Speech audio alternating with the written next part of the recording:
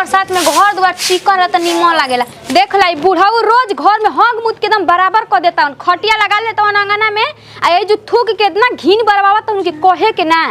मने पित जाता। रुकी तो दीदी पूजा क के आवत देखियो धंगाता देखी थूक के का कइले बन देख ली। अरे यहाँ के तो बाबूजी एकदम करावन क के धइले रहतनी घर आ दुआर के। बतावा सब बूढ़ पुरानी दुआरी में बैठेला आ ई बीच में अंगना में बैठत न मैं हग मुत के करावन कइले रहतड़न। घिन बता ठीक करके मन नहीं दिन नहा ले बनी आ थूकल फिर बाहर आवत हमरा ले देखी त कैसे आदमी अत करेला हो आदमी पूजा पाठ करता दिन भर एथी करताटे आई एकदम ड्रामा लगा के धइले बड़े ना रे दो बाबू पापा ले कहतनी। बताओ तो मैं पूजा पाठ कइले थी हो जाई हाय पहले खटिया बहरी निकरवाई त बुढ़ऊ न रही खटिया न यहाँ अंगना में निकरवाई त बहरी जाके दलान पे खइहन खाना। आई बूढ़ी ले आवत तो परेशान क के रुक जा डोलचिया धो के आवत नु तीन करे के हम बतावतनी मोनी इतना खाए के ना पिए के दिन भर एथी कइले रहत भी निक जाता एकदम से बूढ़ावा मर तो नहीं खे दादा मर जा। ए दादी क्या करत हरु? का करतनी बैठल बन देखत नहीं ख कहिया तू मुआबू का कहता रे कहिया मुहबू मुआबू तो हम लेके जाई बॉक्सर गाड़ी पे मजा आई तरी ए नाती हमरा के पिंकावा तरा मजा लेता रह पूरी खाम के चाप चाप के हग के आई बा खाई हग कहियो खइबे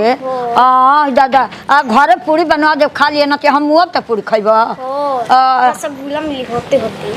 ये होते त मुंह बौले बड़ा नाते हटी जी हटी अरे दादा उ खमजल बाड़ू जवानी चढ़ल बा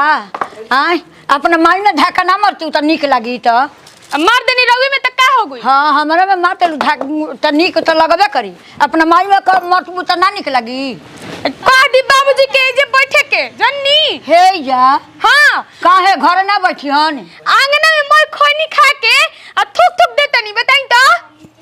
भ सक यही से त दोनों खिसिया हर हग मुत के करान कइले रहतनी घर में आदमी पूजा पाठ करत नेहा धोआ के आ रोज सुबेरे लिपताटे आ घर में करान क के रखले रहतनी। अच्छे तो बुढ़वा थूक देला अब ऐसे हमरा में धक्का मारता रे हां ना जी मजाक नु कोई नहीं हो मजाक करनी हां मजाक अपने माई से करते तोरा माई के जवानी चढ़ रहल तो माई भी रोई तो माई भी करत रे रो तो माई देखिनु बनी का माई देखिन बनी हाँ जानत रे बुढ़वा के आदत खराब हो गइल बा जहे बैठत तहे थूकत रहता ओकर खिस हमरा पे कहत रे। अरे ना जी हमर सासू मां मजाक कोई नहीं खाइम मजाक कइलू हां अच्छा तनी हां ले खाए के भूख लागल बा बाबूजी के कह दे दुआरे पे बैठस जन्नी की ना ई बूढ़ा उतार देले बना हमरा के एकदम से। अरे वो करे चलते तो हमरा के एथी बनौली सखी तोहनी के दोनों बोलत रहत का होता रे का होता रे कतही रहता खानी खाई आ अगनो में थूक देता मार दोनों के दोनों बोलत ऐसा खिसिया तैसा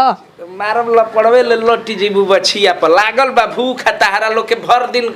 देखा भई रहता मेरे बोलो मत ना तो ये धक मोचे का बाजी हुरी दे हुर दे बाछवा पर जन मार की लड़के मरिए जइबू मरिया से हाई से कपारे फाट गई जन ला खटका ना कते के केहू नाठ में नली ध लेबे। सुन जो खाना कढ़वाऊ भीतरिया आ पटक के हई कौन ले लिए रे हमर खटियावा बड़के ले लिया और कौन ले की जबलख ले नाद में लड़ी जाई जबलख ले तार मालिया से कि ना का बोल फाट जाई इहो जा धर हमार खाटी छू दे बुलो ते ही पर लाश उठी हो लाश उठी जाई जान जई हलो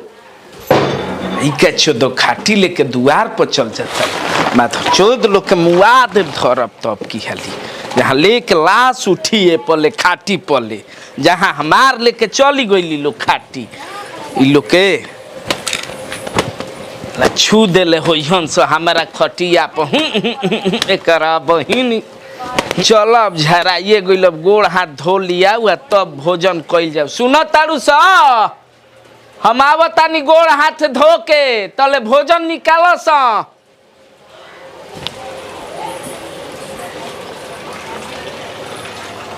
हई के फिर खटिया वाली आके जो टांग के लिया के रख ले दुआर पे धराइल ह त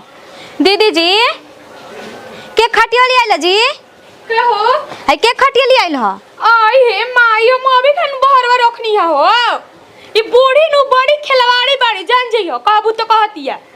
ओइ जे रही बूढ़ी लेके रख देले ओखी हन देखी भाई अब घर में पिलुओ रेंगे लागी त हम झाड़ू ना लगाएम जनी कि हमरो शरीर हमरो जीव मन ह जेकर मन करता खटिया लिया के ध देता बुढ़ऊ थूकता जी बुढ़ी काहे के थूके जास बुढ़ी खानी खाते कि बुढ़ी थूकी हां ना बुढ़ाऊ ये रही दुआरिया पे बुढ़िया तो लिया के रख देले होई हन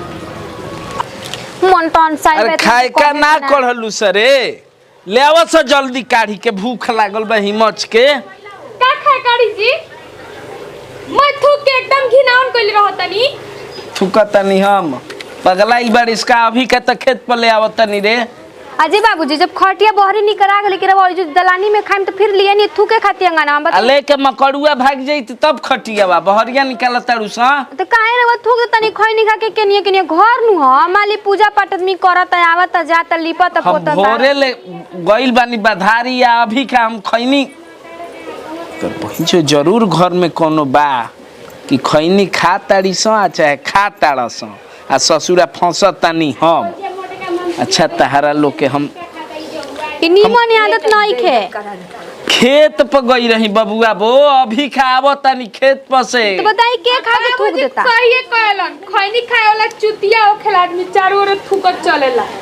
किसे मत बाबूजी कहावत ह ना ना ई ठीके कहत ताड़ू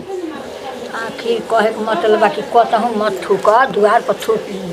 हाँ जाके दुआर पर थूके हम आगना में थूकतनी ना बौरा गइल बानी हमारा के सरल की पीली कटले बिया ना हमरा किरा हवा कुकुर कट ले बका सुअर हमारा बुझाता तारा खोपड़ा में ढुकी के सुसु क के आइल बिया अब बाबूजी बेलाज लेखा काहे बोल बेलौज ह कि एकदम लंगो से लंगा एकदम बेलौज के बेपरद होइए गुल बा हाँ खाली बोलत है उल्टा मने कार बस तो देखे के चाहिए कि घर दुआर लिपाता बहराता झराता थूक दो कहीं पहुंच देना आ सबसे बेसी तो ये हमरा खराब लागत कि जॉब भरी के आठवा तब झगड़ा करता इंजा देखो तनी नहीं है कि तनको मुंह बंद रहता नहीं है कि तनको मुंह अरे बंद तो रहता जानत ताड़ू बबुआ बो दिमाग ई बा हमार ई कि ई घर में आखिर मान लो भोरे ले हम गईनी